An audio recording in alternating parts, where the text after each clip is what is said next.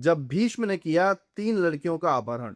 भीष्म के संरक्षण में हस्तिनापुर पर राज कर रहे विचित्रवीर जब बड़े हुए तो भीष्म ने उनकी शादी कराने की सोची। उनके सुनने में आया कि काशी नरेश अपनी तीनों बेटियों अंबा, अंबिका और अंबालिका का स्वयंवर एक साथ कर रहे हैं, तो वो रथ पे सवार हुए और वाराणसी को चल दिए। भीष्म अब बूढ़े हो गए थे, तो जब वो स्वयंवर में पहुंचे तो वहां पे मौजूद राजे महाराजे उनका ये कह के मजाक उड़ाने लगे कि क्या भीष्म इस बुढ़ापे में अपनी प्रतिज्ञा तोड़ने स्वयंवर में आए हैं। उन सबके ताने सुनकर भीष्म बहुत क्रोधित हुए। काशी नरेश की तीनों लड़कियों का अपहरण करके ले जाते हुए वे सबसे बोले कि मैं 3 लड़कियों को अपने भाई विचित्रवीर के लिए ले जा रहा हूँ, किसी में हिम्मत है तो मुझे रोक के दिखाए। भीष्म का इतना कहना था कि वहां पे मौजूद राजे महाराजे अपने अपने कवच पहनने लगे, लेकिन जब तक वो तैयार होते भीष्म निकल चुके थे। उस स्वयंवर सभा में मार्तिकावर्त के राजा शाल्वराज भी मौजूद थे, जो काशी नरेश की बड़ी बेटी अंबा से प्यार करते थे। तो अपनी प्रेमिका के अपहरण पर क्रोधित होकर वो सौभ विमान पर सवार हुए